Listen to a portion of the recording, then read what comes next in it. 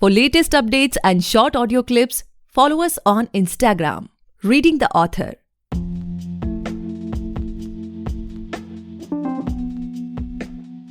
Hey guys, welcome back to the podcast Reading the Author, a unique show where we read authors' mind and not their book. Meanwhile, I truly believe and pray that you and your families are completely safe and healthy as well. Today we have Nikita Munshi ma'am with us, the author of Soft Glimmers and Shining Stars. Thank you so much ma'am for coming on our show. We are highly grateful कि आप हमारे show पर आए. Thank you so much for having me here. This is actually my first podcast, so I'm very excited about it. Okay, pleasure ma'am. And ma'am, before we get into the podcast and know much more about your book, I would request you to please introduce yourself so that our listeners can know much more about you. And please let us know that journey portion as well, like how and when you thought to become an author. Sure. So, just to tell you a little bit about myself, I'm from a consulting background per se. So it's not like I started with writing. I've worked in the strategy and management consulting space for about 5 years. And it's always been on my mind that I wanted to write and I wanted to, author a book, but I never actually got down to doing it. So this was the first time that I actually did it. And when it comes to the journey as a whole, I'd probably start from my childhood, where I'd say that I've always been fond of reading, and I've always been fond of writing as well. And although I've always been fond of it, I kind of started doing it properly only at the age of 28. So it's been a late start for me, and I got more time to do it during the lockdown, so I started prior to COVID. But I got like a chunk of time at that, when the pandemic happened and everyone was locked in, and that's what actually enabled me to go ahead and publish. It gave me the courage also to publish. It gave me the time also to write. So in a sense, it worked out for me. And that would be a big precursor to my journey actually. And even currently, even now that I'm published, I'm still not a full-time author. So for me, I would probably call this a side gig, something that I'm passionate about and that I do as and when I get time. But I'm also working in marketing, and I try and bunch up my writing on weekends and in free slots that I get. Okay. So we can see that, COVID brings some happy things as well. You started writing after that. Yes. Actually, in this sense, it turned out to, there was something positive that came out of it. Yeah. Okay. So, ma'am, as we know that the book is released and it's performing really well on Amazon, I just saw. And but ma'am, my question is many people will start searching for it after listening to this podcast. So from a reader's perspective, can you share what they can expect from the book? Can you share some insights of the book?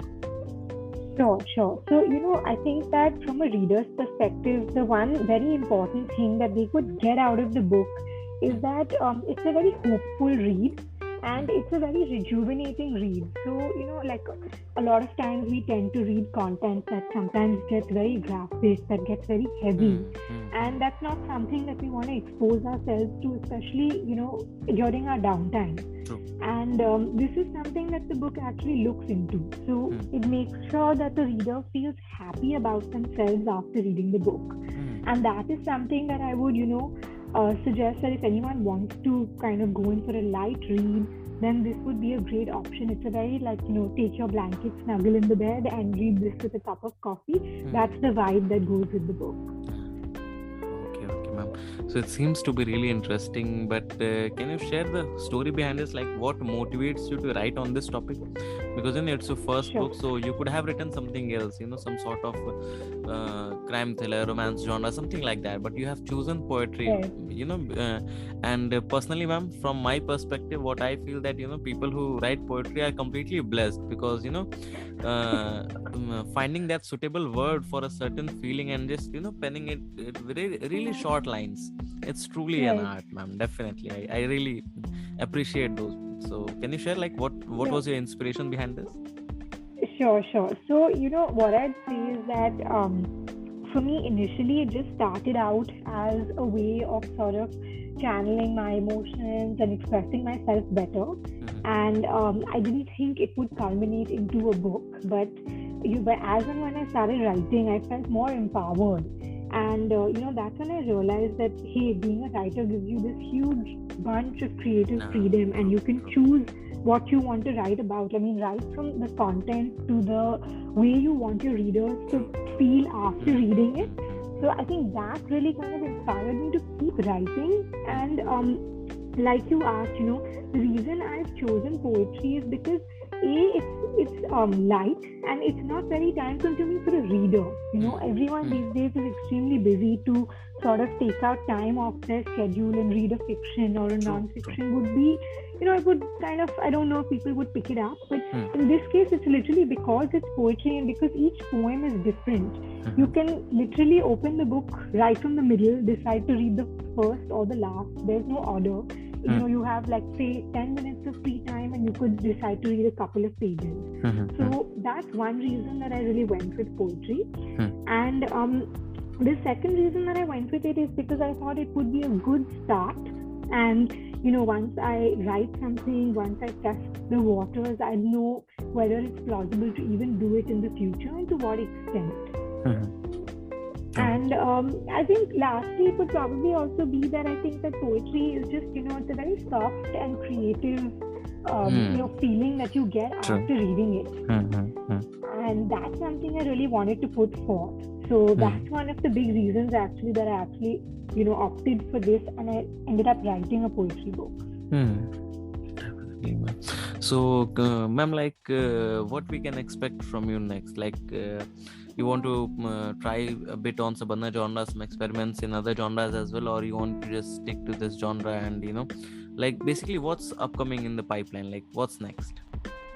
Sure. So I think that for now, I'm focusing on a lot of poetry anthologies. And I've already been featured in 3 published anthologies, and I think there are another 2 that are coming up in the next couple of months. So that's in the short term. But yeah, definitely, in the long term, I feel like fiction is a great space because there is good hold of fiction, even today in the market. Like a lot of book clubs, and they still primarily read fiction. And even the children's book segment is really upcoming because, as you know, children always need more content and they always need new content. So these are 2 big fields that I may look at exploring, but not at the moment, not in the short term, but yeah, maybe in the next, say, between 1 to 3 years, I would definitely give these genres a try. So, my next question is how do you see yourself as a brand? When it comes to, author, most of the author, they are working to create a certain impact, certain, brand in their readers' mind. कि ठीक है, अगर आज से कोई let's say 2 साल बाद मेरी बुक ले तो उसके माइंड में ये इम्प्रेशन आना चाहिए कि अगर let's say कि अगर ये निकिता मैम की बुक है तो ये बुक ऐसी होगी some presumptions. So what sort of branding or what sort of impact do you want to create on readers' mind, from a branding perspective? कि आपके बुक कोई देखे आज से 2 साल बाद या कोई और भी अगर आपने बुक रिलीज की हो तो उसके माइंड में एक क्या सडन थॉट आना चाहिए? Right. So I think that's a great question, and one of the key things that I'd want people to think, after reading my book or to feel even after a year or 2, is that it was a soft read. It was a soft read, a fun read, a helpful read, and B, I also want them to kind of understand that there are some cultural norms that are being subtly kind of touched upon in the book, and there's some propagation of art and culture that's happening. So it's actually an amalgamation of all these things that are kind of building the brand for the book, because it's not a one-dimensional book. So it's not only about love, it's not only about self-care, it's not only about enmity. It's got these various topics that it's covering, and that's what I want people to see, that you'll get a lot out of it. So this writer has a lot to offer, and the fact that it's also fairly easy read. So nobody, it's not like you're stressing yourself out at any point to give this book a read. So I primarily want people to feel very relaxed when they're reading it. Relaxed and happy is the state of mind that I want to create. And I'm hoping that as a brand also, after people have read the book, that's what they're feeling. And if I go by the reviews that I've got from the Bookstagram community so far, they have definitely been very positive, and a lot of people have said this about the book, that it's almost like you're hugging a book. It's like that. So I think that has kind of come out as well somewhere. Definitely, ma'am. So, ma'am, my next question to you would be like, do you feel competitive, like in this industry, when it comes to, being on the number one bestseller, or running behind that orange tag or something like that? Because the numbers of authors are getting increased day by day, as compared to what we can feel the readers are getting less day by day. Or you are someone who believes that in creativity there's no competition, or what's your take on this? So actually I think that as a person I'm not very competitive, in the sense that I don't feel that my book has to be the best, or it has to be the highest selling book out there. I feel that there is space for every author, and everyone will have an audience that reads their books and their writing. But yeah, definitely I feel that as an author there is always that pressure at the back of your mind, that you want to do your personal best. So it's not that you want to compare yourself and say, okay, hey, Rupi Kaur has sold these many million books and that's what I want to get, or Chetan Bhagat has sold so many books. It's about the fact that you want your book to do as well as it can. And of course you also want to dream big, and you want to set large targets for yourself. You want to think of being a best-selling author, selling 1 million copies someday. So yeah, it's not that I've detached myself from those goals. I definitely want that, but I'm not kind of being in competition with someone to get there. I'm happy to do it at my own pace. And if people like the content in the book, if they've enjoyed reading the book, then I'm hoping that I can kind of push on the numbers, and things will work out in due time. Okay. And as of now, ma'am, do you have any particular writing schedule? Like आप पूरे day में कोई कुछ घंटे devote करती हैं अपने writing को, या फिर इट्स जस्ट लाइक रैंडम, जैसा बहुत लोगों के साथ है, मेरे साथ होता है कि कभी कोई थॉट आया तो फोन में या डायरी में लिख लिया, फिर बाद में बैठ के लिख रहे हैं? Like how does it goes with you? So actually what I try and do is I kind of keep a slot to write at night, because I feel that I'm mentally relaxed at that time. I've finished everything that I need to do, and I try and give myself about 1 to 2 hours every night to write. But of course, sometimes that gets difficult to kind of block out from your schedule and devote time to. So yeah, if by chance I get any thought, randomly, I have a habit of making a note of it on my phone. So just at least so that in that moment the idea is captured. But yeah, this devoted slot at night I feel is good, because whatever I've thought of during the day, I actually can express myself in the form of words at night. So I do try and stick to the schedule as much as possible. Okay, so ma'am, till now we have talked about your book, about your journey, about your vision, about your personal branding, everything. Now coming to your personal life, can you share with us like what was the most happiest moment of your life? Like I know there must be many, but if you can share any single with us, then that would be really great. Sure. So I mean, I think it's tough to point it down to a single moment, but what I would say, actually, I would answer your question in terms of joy and not happiness, because happiness is, you kind of experience it in bouts every now and then. But I feel like the book in general, the publishing of the book and the release of the book has given me a lot of joy, and I don't think that any other activity with the level of joy can be compared to this one. So in that sense, this would be my answer. Okay. And ma'am, during the time of when your book was about to release, like what was going in your mind? Were you feeling stressed, relaxed, excited, or आपने कोई benchmark set किया था कि नहीं, मेरी book को इतना cell करना चाहिए, मुझे इतने लोग जानते हैं, तो उन लोगों को I'm not getting that as a let's say कि अगर कोई आपको इतने साल से जान रहा है तो उसे खरीदनी चाहिए, उनके responses क्या होंगे? Like what was going in at the back of your mind? So I think that definitely I was anxious. Firstly, I was anxious to get the book done, because once you start, the process itself takes so long, and as a writer you get so involved in the editing and proofing and everything, because it's your book. True. You want to constantly be on top of everything. True. So I think one aspect is the anxiousness as far as completing the book and actually having it ready out there in print is concerned. And the second aspect is definitely the kind of reactions you get, because it's always like you get that feeling that, okay, are people going to like the book? Is it okay? Have I put my best out there? Should I True. put something more in there? Is there enough to think about? So that definitely did happen, for a couple of days, maybe even a couple of weeks. But I guess when I finally saw the book in print form, it was more happiness and joy that I felt. And then after that, what I did to kind of combat the slight anxiousness that I was feeling is that I released it soon to the public, and I got in a couple of reviews from friends and family, and a little bit from the Bookstagram community also initially. And because those reviews were positive, I think that gave me a lot of confidence that, okay, the book does have potential and people have liked it. So that helped out quite a lot. Okay. And as of now, ma'am, like, what's your current mental state? Like, as a person, as an author, what are the things which you're focusing upon?